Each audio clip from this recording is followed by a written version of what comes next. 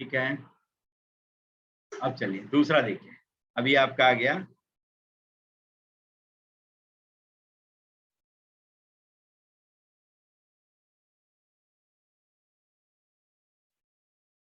ठीक है, यहां तक पहुंच गए। लैम्डा एक से हमने निकाल लिया, C divides internally in the ratio lambda is two, उससे अब एक्सटर्नल डिवीजन के लिए लगाते हैं। तो ये आता lambda beta minus alpha equal to lambda delta minus delta. अब यहां से भी लैम्डा लिख लेते हैं, तो lambda into beta minus delta, ठीक है, इक्वल टू कितना आ जाएगा, अल्फा 1 कहाँ लिख दिया, 1 कहीं, गामा लैम ये गामा होगा ना 1 में, देखिए अल्फा माइनस गामा, ठीक है, sorry alpha minus lambda, sorry gamma, gamma था ना, है ना, गामा से मल्टीप्लाई हमने किया था, गामा का लाइन सिर्फ रह गया, ये आपका गामा डिस्ट्रीब्यूट होता अल्फा माइनस गामा, ठीक है, ये हो गया आपका अल्फा माइनस डेल्टा, ठीक है। अब दोनों का रेशियो ले लीजिए, तो लैम्डा एलिमिनेट हो जाएगा, जो रेशियो हमने एज्यूम किया था उसकी जरूरत नहीं होगी। तो देयरफॉर गामा माइनस बीटा और upon beta minus delta, this is equal to alpha minus gamma और अपॉन अल्फा माइनस डेल्टा, ठीक है।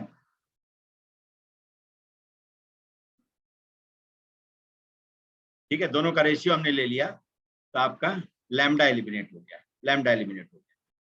अब जरा देखिए,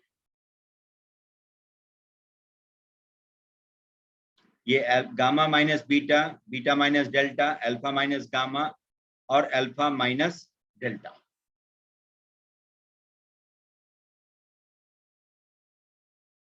ठीक है। इन सबको देखें तो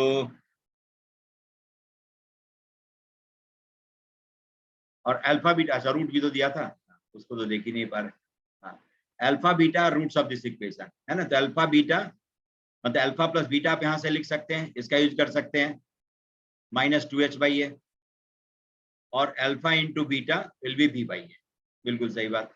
और gamma plus delta h minus of 2h1 upon a1, और गामा इंटू डेल्टा हो गया आपका b1 अपॉन a1, ठीक है। इन सबको अब अल्फा बीटा गामा डेल्टा को a1 b1 में कन्वर्ट करना है, ठीक। तो अब देखिए, एक काम कर सकते हैं, इसको क्रॉस मल्टीप्लाई कर सकते हैं, अल्फा गामा, क्योंकि alpha plus beta alpha into beta, है ना, गामा प्लस डेल्टा और गामा इंटू डेल्टा, इसका यूज कर सकते हैं। ये साइन कुछ है ना उल्टा है ना, लैम्डा इज टू डेल्टा, अच्छा हाँ वही, डिस्टेंस का सम 0 का है, तो इस रेशियो को एक्सटर्न सॉरी रेशियो का सम 0, तो दूसरे रेशियो को क्या लेंगे, माइनस लैम्डा, यही गड़बड़ हो रहा है, समझ गए, एडी अपॉन बीडी, क्योंकि डिस्टेंस का रेशियो कभी नेगेटिव नहीं होता है ना। लेकिन इसने कहा क्या है, सम ऑफ रेशियो इज 0, तो एक रेशियो को लैम्डा इज टू 1 लेते हैं, तो दूसरे को क्या लेना होगा, माइनस लैम्डा इज टू 1, तो दूसरे में लैम्डा के जगह पर माइनस लैम्डा रखिए, वही सब काम खराब कर रहा है, ठीक है। ये एक्सटर्नल डिवीजन का था ना, इसमें क्या करिए, replace lambda by minus lambda, replace lambda by minus lambda, but truly speaking we don't do like this, distance का रेशियो कभी नेगेटिव नहीं होता है, रेशियो का सम 0 नहीं हो सकता है ना। 2 पॉइंट किसी रेशियो में एक्सटर्नली या इंटरनली कैसे भी डिवाइड करता हो, तो उस रेशियो का सम 0 नहीं होता है, ये सब ओल्ड आइडियोलॉजी पर बेस्ड है, लिखा हुआ है, ठीक है ना। तो लैम्डा के यहाँ पर माइनस लैम्डा लिख दीजिए दूसरे वाले में, तो यहीं पर ये साइन जो है आपका यहाँ पर नेगेटिव आ जाएगा, है ना। एक लैम्डा को माइनस लैम्डा से रिप्लेस कर ले, इस रिप्लेसमेंट के बाद जो रिलेशन आता है यहाँ पर क्या आता है, माइनस लैम्डा और into beta minus delta equal to alpha minus delta, तो यहाँ सीधा हो जाएगा, कि बीटा माइनस गामा और upon beta minus delta, this is equal to alpha minus gamma और अपॉन अल्फा माइनस डेल्टा। ठीक है, समझ गए? तो ये इस तरह का रिलेशन आ जाएगा। तो अब आप इसको सॉल्व कर सकते हैं, जैसे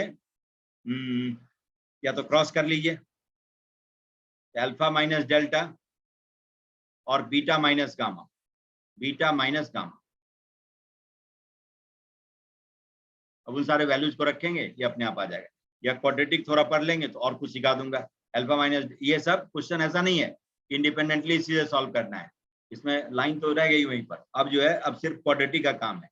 अब form an equation whose roots are gamma less than the roots of given equation, delta less than the roots of given equation, ये इस कॉन्सेप्ट का यूज है। तो अभी आपको जितना मालूम है उतने ही पर काम करिए। अल्फा माइनस डेल्टा और beta minus gamma, alpha minus gamma beta minus delta, हो गया।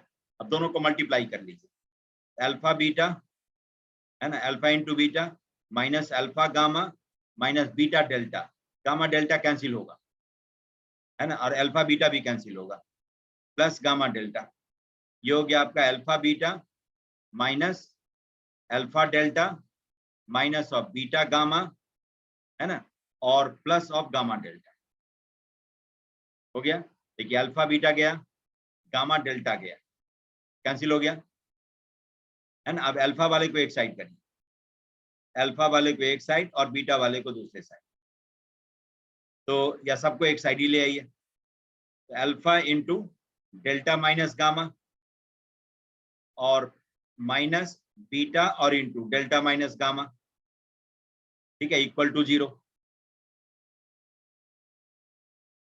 हो गया। तो इसका मतलब अल्फा माइनस बीटा और इंटू डेल्टा माइनस गामा, या गामा माइनस डेल्टा लिख सकते हैं, gamma minus delta equal to 0। तो डिफरेंस ऑफ रूट 0 है, alpha minus beta gamma minus delta is 0। तो इसको आप लिख सकते हैं alpha minus beta, alpha plus beta का स्क्वायर और minus of 4 alpha beta gamma plus delta का square minus of 4 gamma delta equal to 0। इसकी वैल्यू पूछा था, इस एक्सप्रेशन की वैल्यू थी ना, कहाँ गया, AB1 प्लस A1B।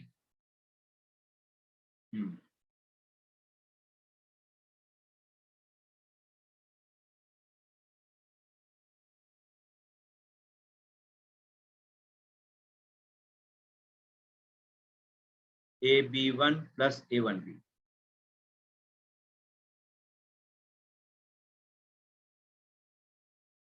देखिए तो कहीं कोई गलती तो नहीं हुई है, गामा डेल्टा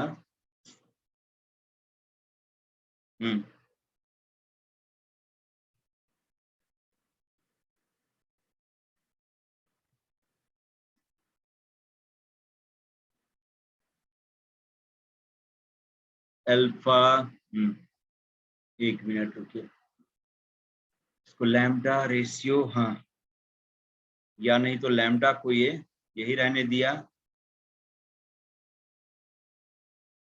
दूसरा ही हो सकता है। ये कंफ्यूजिंग स्टेटमेंट दिया है कि रेशियो का सम 0 है, ये लैम्डा को माइनस लैम्डा से रिप्लेस किया है कि नहीं किया है, या उसी का ले लिया कि एक्सटर्नल डिवीजन है तो हम उसे 0 मान लें, है ना। जैसे ये लैम्डा पॉजिटिव होगा, ठीक है, बाय द वे इसको माइनस लैम्डा से रिप्लेस करके तब लिखा होगा, तब तो यही आ जाएगा, alpha minus beta into beta minus gamma minus delta equal to 0। By the way मान लीजिए कहा होगा कि लैम्डा जब एक्सटर्नली डिवाइड करता है तो उसे हम कह सकते हैं कि सम, रेशियो का सम 0 है, जबकि होगा नहीं, है ना। ये स्टेटमेंट के कारण सारा काम खराब हो रहा है कि माइनस है यहाँ पर कि नहीं है ना। नहीं है तो देखिए तब इसमें हो सकता है कि उसकी वैल्यू सीधे आ जाएगी, तब उसका यूज हो जाएगा। जैसे माइनस नहीं होगा तब सब ऐड होकर के आ जाएगा, जो हमने कैंसिल किया है वो सब भी रहेगा। एक साइड का, किसी एक साइड का साइन में चेंज कर देता हूँ, यहीं से निकाल लेता हूँ, है ना। माइनस बाय द वे नहीं है तब, ठीक है, माइनस होगा तो ये आ जाएगा, ठीक है, जो हमने लिखा है ये, लेकिन उससे a1 b1 और इस सब की वैल्यू नहीं आ रही है, सीधा सीधा alpha plus beta, alpha into beta का यूज होगा, गामा प्लस डेल्टा और गामा इंटू डेल्टा का यूज।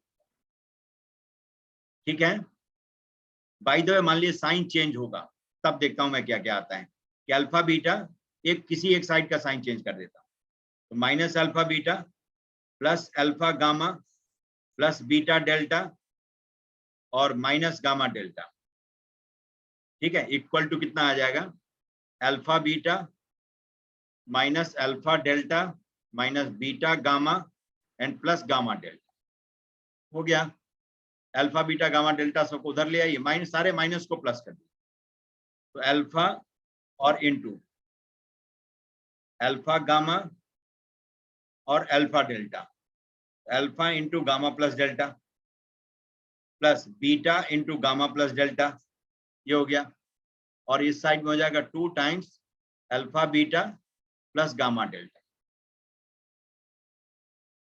ठीक है, तो लेट अस सी, देखिए कहीं यही दिया हो, जबकि डिस्टेंस रेशियो का सम 0, ये खतरनाक बात है, अच्छी बात नहीं।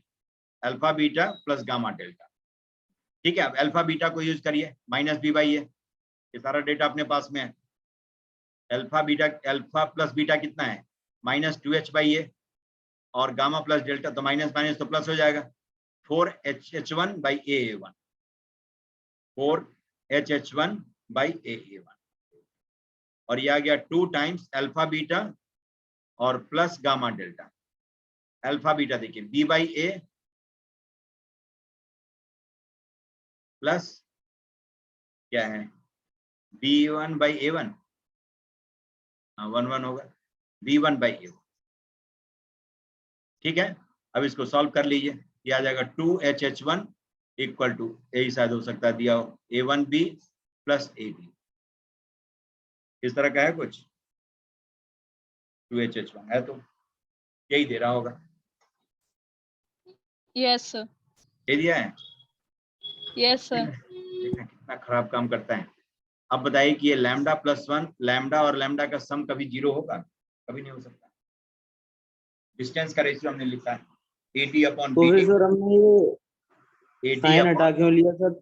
हैं, सर हमने फिर ये साइन हटा क्यों लिया? साइन हमने इसलिए ये आंसर मिलाने के लिए हटाया, क्योंकि रेशियो का सम 0 तब होगा ना जब इसको हम नेगेटिव कहें, वरना यहाँ पर AC अपॉन CB लैम्डा है, यहाँ AD और अपॉन BD, तो डिस्टेंस का रेशियो लैम्डा है, दोनों का सम 0 कहां से होगा? हो सकता है कभी? No sir. तो डिस्टेंस का रेशियो नो दो तरफ सर। से निकालें और उसको ऐड करेंगे, कभी 0 होगा? नहीं होगा। तो ये कहता है, ये है, कहना ही है, लिखता वही है ना, लेकिन इसका कहना ये है कि एक्सटर्नल डिवीजन जब होता है तो उसमें माइनस लगा लेते हैं अपने से, है ना, जबकि लगाते लगाते नहीं, ये आउटडेटेड कॉन्सेप्ट। ठीक है, सर हमने भी ट्राई करके देखा था, ये 1 घंटा हो गया था इसमें। नहीं समझ गया ना क्या गलती है? यही है, ये यस सम सर। 0 तभी होता है जब एक रेशियो लैम्डा होता है, दूसरा रेशियो क्या होता है, माइनस लैम्डा, तब हो सकता है। Yes sir. ठीक है, जो है नहीं, तो इसीलिए दोनों को एक्सटर्नली को भी लैम्डा लेना है, या दोनों को इंटरनली ट्रीट करते हुए एक को लैम्डा और दूसरे को माइनस लैम्डा लेना। समझ गए? ये कहना ये चाह रहा है, तो यस इसलिए सर। ये आ गया। चलिए एनीवे बताइए इसको, नहीं तो आप सॉल्व करेंगे तो आपको घबराहट होगी और मुझे नहीं होती है, इसलिए कि मैं कई रास्ता देख चुका हूं इसका, है ना। चलिए ये तो हो गया,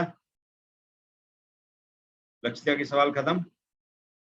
अब और किसके बचे हुए? Yes sir. कुणाल, कुणाल के भी एक सवाल है।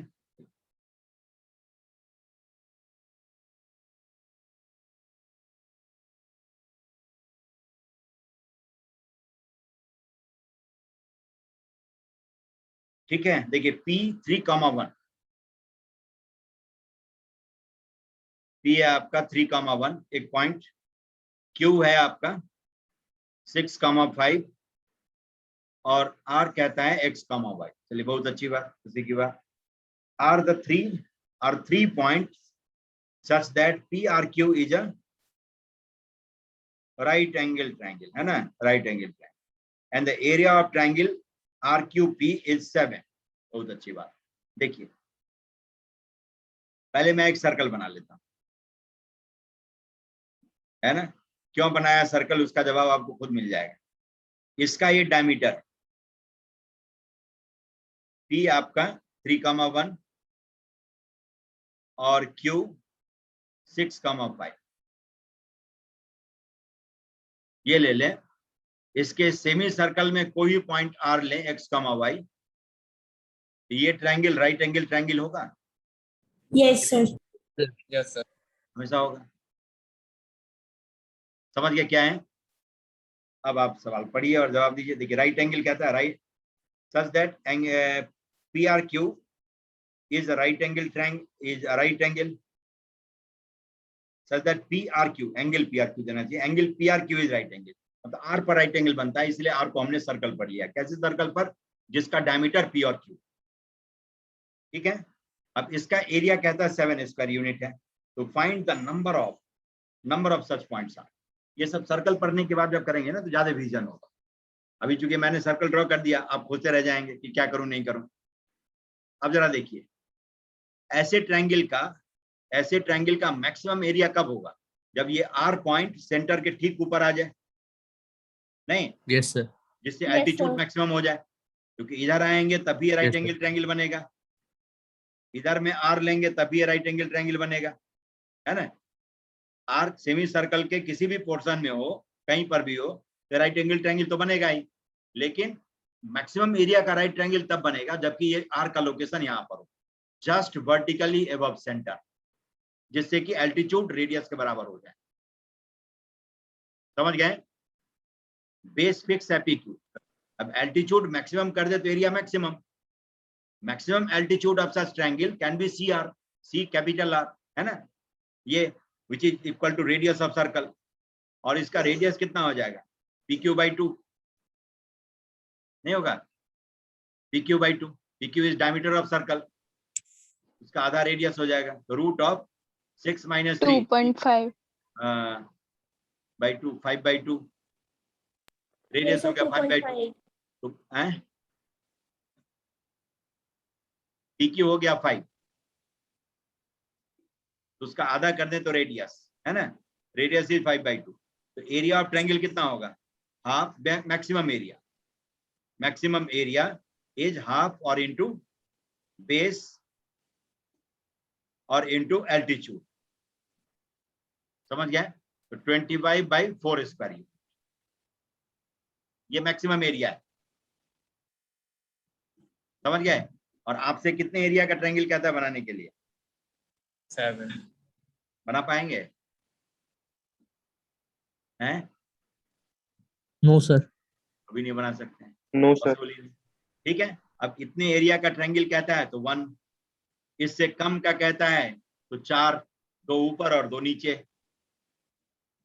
समझ गया ना, कि जैसे ये आपका Yes, 6 पॉइंट कुछ है, तब ऐसे R का लोकेशन रखेंगे तो 5 एरिया का हो सकता है ट्रायंगल बने। तो 5 एरिया का जब इधर के Yes, लिए sir. बनता है तो एक इधर के लिए बनेगा, R1 के लिए तो R2 के लिए भी बनेगा, है ना। और वैसे ही Yes, sir. ये नीचे बना सकते हैं आप, इधर भी एक ट्रायंगल होगा जिसका एरिया उतना ही हो जितना ऊपर में है ये। ठीक है। तो ये मैक्सिमम एरिया निकाल लेते हैं, ऐसे सारे सवाल मैक्सिमम एरिया निकाल लीजिए। उतना कहता है तो 2 ट्रायंगल, एक ऊपर R रहेगा और एक ठीक उसके नीचे, डायमीटर में मिरर इमेज ले लीजिए, वहां उसका लोकेशन होगा। ऐसा होगा तो 2, इससे कम होगा तो 4, और इससे ज्यादा होगा तो 1 भी। नो। तो आपके सवाल का जवाब है नो। ठीक है, समझ गए।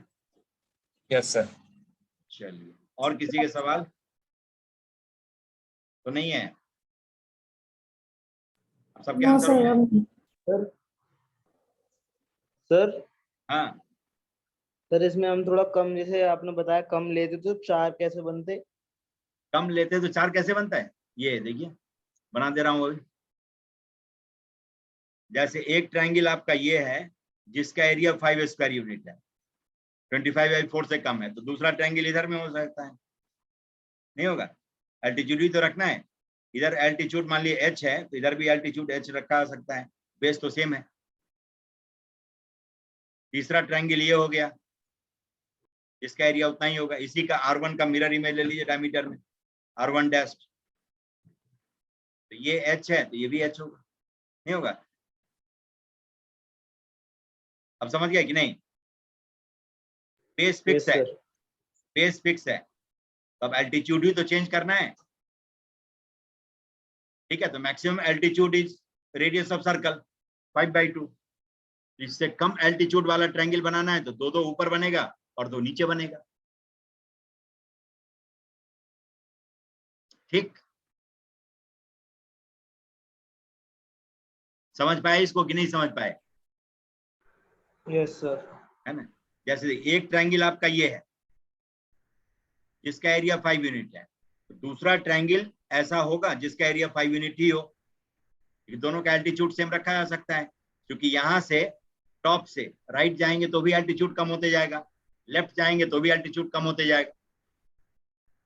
समझ गए कि आर पर है तो एल्टीट्यूड जितना है उतना ही ये, इसके अपोजिट में ले लूं आर डैश, तब भी एल्टीट्यूड उतना ही होगा, इस ट्रायंगल का एरिया उतना ही होगा, और ये भी राइट एंगल ट्रायंगल ही होगा।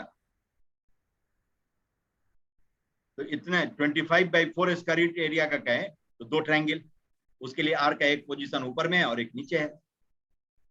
इससे कम का कहे तो 1, 2 और इसका मिरर इमेज डायमीटर में 4, और इसे ज्यादा का कहे तो हाथ खड़ा कर देना है, नहीं हो सकता।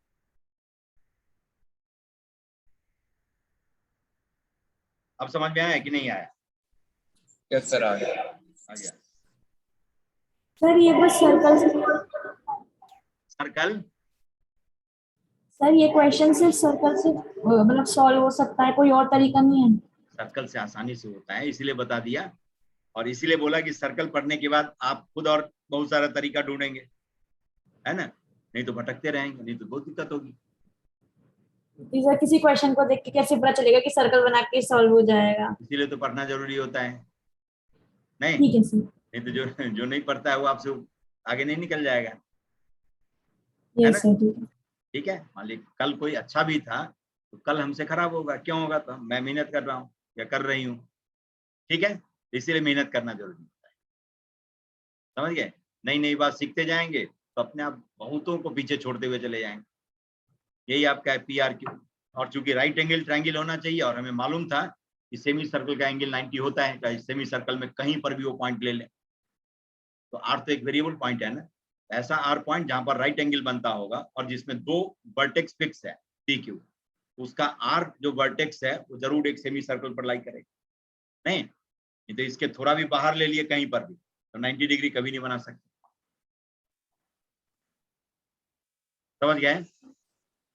ठीक है, कि जैसे कहीं पर भी आपने ले लिया, मान ली यहाँ पर आपने आर ले लिया, ये तो 9th में आपने प्रूव किया होगा, ये आर मान लिया मैं यहाँ पर ले लूं, अब इसको P और Q से ज्वाइन करेंगे तो ये एंगल कभी 90 नहीं हो सकता, नहीं, क्योंकि ये एक्सटीरियर एंगल है, तो this is equal to sum of two opposite interior angles, this plus this, और ये 90 होता है, ये एंगल कितना होगा? लेस देन 90 होगा। समझ गए? यही जब अंदर पॉइंट होता था, सर्कल के अंदर है और तब डायमीटर के एंड से ज्वाइन करेंगे तो ये ऑब्ट्यूज एंगल होगा। क्यों होगा? तो ये एक्सटीरियर एंगल है, this is equal to sum of two opposite interior angles, जिसमें से एक 90 है, दूसरा थोड़ा भी कंट्रीब्यूट करेगा तो ऑब्ट्यूज हो जाएगा। समझ गए? तो सर्कल के अंदर के किसी पॉइंट को जो डायमीटर पर नहीं लाई करता है उसको डायमीटर के एंड से ज्वाइन करे तो वहां पर ऑब्ट्यूज एंगल बनेगा। बाहर पॉइंट लेंगे तो एक्यूट एंगल बनेगा, कहीं पर भी ले लें, है ना? और ऑन द सर्कमफेरेंस लेंगे तो राइट एंगल। ठीक है, राइट एंगल क्यों बनता है उसका भी रीजन मालूम होगा कि angle made at centre is twice the angle made on circumference in same segment. ये 180 डिग्री है तो सर्कमफेरेंस पर का एंगल कितना होगा? 90 डिग्री। ये सब क्यों होंगे ना, खूब क्यों होंगे। Yes sir. ठीक है, तो उसी का हमने यूज कर लिया, उसी का हमने फायदा उठाया, 9th 10th की याद किए, उसकी यादें और क्वेश्चन सॉल्व, कोई 11th 12th का नहीं। ठीक है, तो चलिए आज कुछ और एक नई बात मैं इंट्रोड्यूस करवा देता हूँ, है ना? एक नई बात सीखना चाहिए, आज तो आपकी बात ही मैं मानते गया। आज एक मैं टर्म इंट्रोड्यूस करवाता हूँ, लोकस, है ना? Locus of a point. ठीक है, लोकस ऑफ अ पॉइंट। ठीक है, लोकस का मतलब होता है पाथ ऑफ पॉइंट्स, इसका मतलब होता है पाथ ऑफ पॉइंट्स। लोकस का मतलब रास्ता है ना, और लोकस ऑफ अ पॉइंट लिखते हैं तो पाथ ऑफ अ पॉइंट। ठीक है, इसको जो हिंदी भाषी होंगे वो अच्छी तरह समझ सकते हैं, या हिंदी में मीनिंग समझे इसका तो आप ज्यादा अच्छी तरह से समझ सकते हैं कि मैं क्या पढ़ रहा हूँ। सर, तो बिंदु लोकस पथ। निकाल, क्या कहते हैं, बिंदु पथ, है ना, यस सर। यही कहते हैं, बिंदु पथ कहते हैं। ठीक है, बिंदु पथ, यही ना, यही कहा था इसको, बिंदु पथ कहते हैं, मतलब पॉइंट का रास्ता। ठीक है, तो दिए गए शर्त को मानते हुए हमारा पॉइंट किस किस रास्ते से गुजरता है उस रास्ते का इक्वेशन लिखते हैं, है ना, उस पाथ का इक्वेशन लिखते हैं इसके जरिए। तो इसीलिए इसको लोकस कहते हैं। लोकस का मतलब यही, पाथ ऑफ पॉइंट्स। लोकस का मतलब लिखते हैं, locus is path of points satisfying given condition या conditions।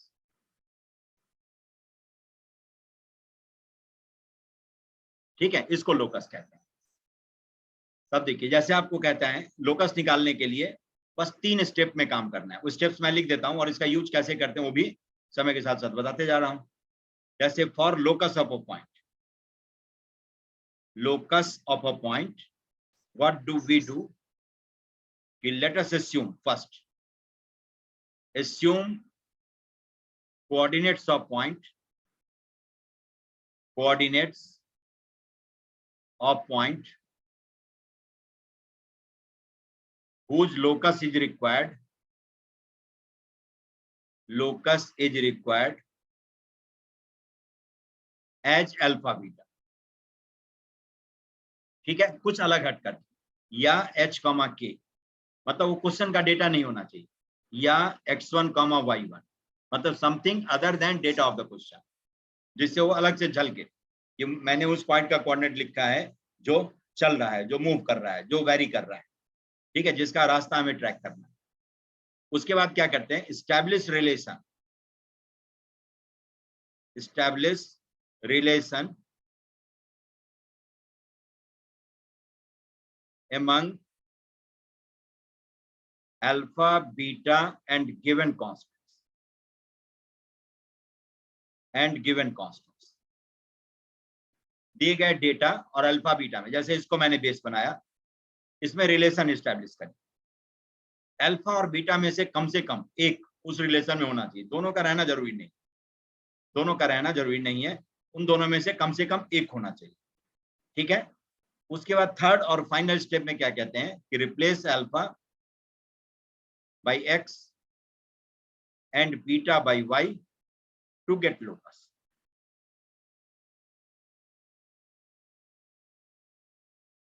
ठीक है, ये 3 स्टेप है किसी भी पॉइंट का लोकस निकालने के लिए जरूरी, और यही काफी है, इतना ही करते हैं, इससे ज्यादा नहीं करना होता है। समझ गया कि जिसका लोकस निकालना है इनिशियल स्टेज में, और जब आगे सीख जाएंगे तो और जंप भी मारेंगे, है ना। सारा स्टेप सब विजन में होगा, विजन में होगा तो कहाँ जूम करना है, कहाँ डायरेक्टली लिखना है, वो हम देखते रहें चलेंगे। लेकिन अभी जो इनिशियल स्टेज में यही करना है कि जिसका लोकस निकालना है, जिस पॉइंट का लोकस निकालना हो, उसके कोऑर्डिनेट को कुछ अलग हट करके एज्यूम करते हैं, मतलब coordinates assumed should be other than the data of the question. Second step, by using given condition or conditions, establish relation among assumed coordinate, say alpha beta and given data। कुछ condition शर्त दिया होगा, उन शर्त को मानते हुए एक रिलेशन एस्टैब्लिश। सेकंड काम करना है, कुछ मेन काम वही है, क्वेश्चन के शर्त को देखते हुए आप एक रिलेशन एस्टैब्लिश करेंगे, किसके बीच में, अल्फा बीटा और गिवन कांस्टेंट्स के बीच में। अल्फा और बीटा में से कम एक का होना जरूरी है, दोनों हो कोई जरूरी नहीं, एक भी है तो काफी है, चलेगा, है ना। जैसे लाइन की इक्वेशन लिखते हैं तो x = 1 भी लाइन है, y एक्सिस के पैरेलल लाइन, y = 2 भी लाइन है, तो हो सकता है उसका रास्ता लीनियर हो, उसमें एक ही लाइन होता हो, मतलब ऐसी ही लाइन होती हो, x = 2, y = -2, लाइक दिस। ये भी लोकस हो सकता है, ये भी उस पॉइंट का रास्ता हो सकता है। तो इसीलिए अल्फा बीटा में से कोई एक हो जाए। उसके बाद क्या करते हैं, चुपके से अल्फा को x से और बीटा को y से रिप्लेस कर लेते हैं, लोकस तैयार हो जाता है। ठीक है, चलिए प्रैक्टिकली देखिए। कहता है find locus of point equidistant from the two coordinate axes. Coordinate axes. Coordinate axis आपका यही है. पॉइंट एक अल्फा बीटा हमने ले लिया, जिसका लोकस लिखना होता है, उसके कोऑर्डिनेट को कुछ अलग से हट के जूम करते हैं. अब शर्त एक ही दिया हुआ है कि ये पॉइंट ऐसा है जिसका दोनों एक्सिस का डिस्टेंस सेम है.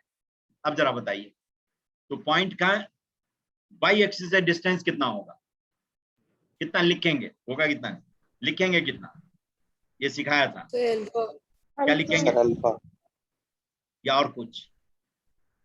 अल्फा तो अननोन है ना, और डिस्टेंस तो हमेशा पॉजिटिव होता है, मॉड अल्फा. ठीक है, पॉइंट कहीं भी हो सकता है, वेरी कर सकता है. ये मूव करने वाला पॉइंट है ना, जिसका लोकस निकालना वो पॉइंट है, तो वेरी करेगा, है ना. किसी रास्ते पर चलता हुआ पॉइंट है वो. और पॉइंट का एक्स एक्सिस से distance modulus of y quadrant. हमें मालूम नहीं है कि पी कहां पर है, हमने कहीं रखना था, तो फर्स्ट क्वाड्रेंट में अभी दिख रहा है, लेकिन ये टैल के कहीं भी जा सकता है, और कहीं भी होगा तो ये दोनों डिस्टेंस इक्वल हो सकता है. तो as per condition of the question, mod alpha equal to mod beta, तो this implies mod x equal to mod y. Therefore y equal to plus या माइनस ऑफ x. ये पेयर ऑफ लाइंस, ये दो line इसका रास्ता है. या तो y इक्वल टू x पर रहे तो हमेशा उस किसी भी पॉइंट का x एक्सिस और y एक्सिस से डिस्टेंस इक्वल होगा, या नहीं तो y equal to minus x पर रह जाए, तब भी हो. समझ गए? सबसे पहले हमने क्या किया, जिस पॉइंट का लोकस निकालना था उसके कोऑर्डिनेट को जूम किया. उसके बाद दिए गए शर्त के मुताबिक कोऑर्डिनेट्स और गिवन डेटा है ही नहीं कुछ, तो कोऑर्डिनेट्स में ही रिलेशन एस्टैब्लिश किया. कोऑर्डिनेट्स एस्टैब्लिश हो गया, उसके बाद अल्फा को x से, बीटा को y से रिप्लेस किया, काम खत्म. ठीक है, चलिए और कुछ करते हैं. कहता है find Yes. Locus of point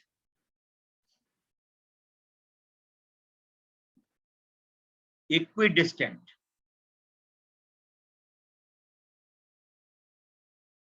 या इक्विडिस्टेंस भी लिखना होगा, है ना.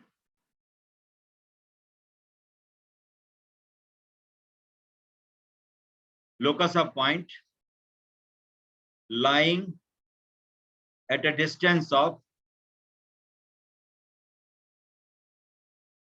4 units.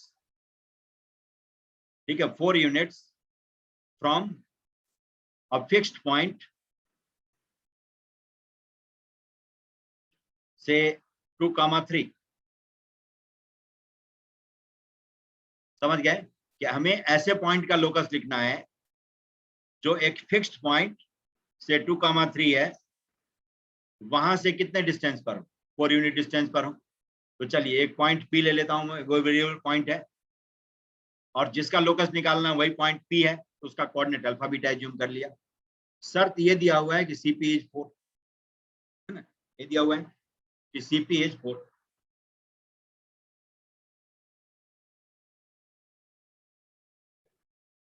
इसका मतलब क्या है? CP square is 4 square. सही बात. अब जरा देखिए, CP स्क्वायर मैंने क्यों कर लिया? क्योंकि डिस्टेंस फॉर्मूला में रूट होता है, और रूट लिखना अच्छा नहीं लगता है. जैसे अल्फा माइनस 2 का स्क्वायर प्लस बीटा माइनस 3 का स्क्वायर इक्वल टू 4 स्क्वायर हो गया. अब replace alpha by x, beta by y to get locus. क्योंकि रिलेशन आ गया. Locus of alpha beta is, क्या लिखेंगे, x माइनस 2 का स्क्वायर प्लस y माइनस 3 का स्क्वायर इक्वल टू 4 स्क्वायर. और ये सर्कल का इक्वेशन होता है. ठीक है, एक सर्कल का इक्वेशन है, इसका सेंटर है आपका 2,3, ठीक है, और रेडियस है इसका 4. नहीं, सर्कल का ही हर पॉइंट, सर्कल के सरकमफेरेंस का ही हर पॉइंट उसके सेंटर से इक्विडिस्टेंट होता है. तो P जिस रास्ते पर मूव कर रहा, चल रहा होगा, वो सर्कुलर पाथ होगा. उस सर्कुलर पाथ का सेंटर 2,3 होगा, और उस सर्कल का रेडियस 4 रहा होगा. समझ गए? तो सर्कल का इक्वेशन ऐसे ही होता है। आप जैसे क्वेश्चन सॉल्व कर रहे थे उसको सर्कल से भी सॉल्व करते हैं, जब सर्कल वगैरह पढ़ लेंगे तभी वैसा काम करेंगे। समझ गए? ऐसा ही एक्सप्रेशन था ना, x-1 का स्क्वायर प्लस y-3 का स्क्वायर, उसकी मिनिमम वैल्यू निकालनी थी। Yes, circle sir. का एक्सप्रेशन है। तो लोकस आ गया सर्कल, ऐसे पॉइंट का लोकस जो फिक्स्ड पॉइंट से फिक्स्ड डिस्टेंस पर हो, सर्कल कहलाता है। ठीक है, चलिए एक और कर्व का नाम लेकर के, है ना, एक कर्व का नाम सिखाता हूं और लोकस लिखता हूं। जैसे कहता है find locus of a point sum of whose distances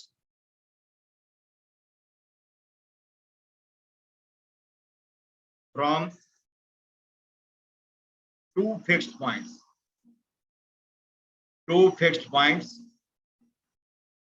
say -2, 0 and 2, 0। ठीक है, एज से कितना दे दो, 6 यूनिट्स। ठीक है, ऐसे पॉइंट का लोकस, बाद में आप सीधे डायरेक्टली आंसर लिखेंगे, लेकिन अभी सीखते समय हर रास्ते को सीखना चाहिए, हर रास्ते को देखना चाहिए। बाद में आप ही छलांग मारेंगे, लेकिन अभी छलांग नहीं मारना है, तो हाथ पैर टूटने की संभावना है।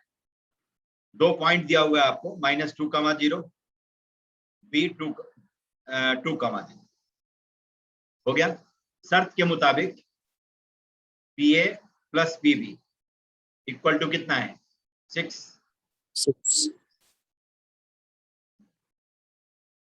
समझ गया? और ये PA plus PB more than AB दिया हुआ है, इसका मतलब जरूर ट्रायंगल बनाता होगा, कोलिनियर नहीं है। नहीं, A और B के बीच का डिस्टेंस कितना है, 4, क्योंकि y तो 0 ही है, जो x कोऑर्डिनेट पे डिफरेंस होगा वही दोनों के बीच का डिस्टेंस होगा, और दोनों P से दोनों पॉइंट के डिस्टेंस का सम 4 से ज्यादा है, जिसका मतलब PAB एक ट्रायंगल बनाता होगा। अब देखिए, तो जिसका लोकस निकालना था P का, उसको अल्फा बीटा हमने ले लिया। अब PA को आप लिखेंगे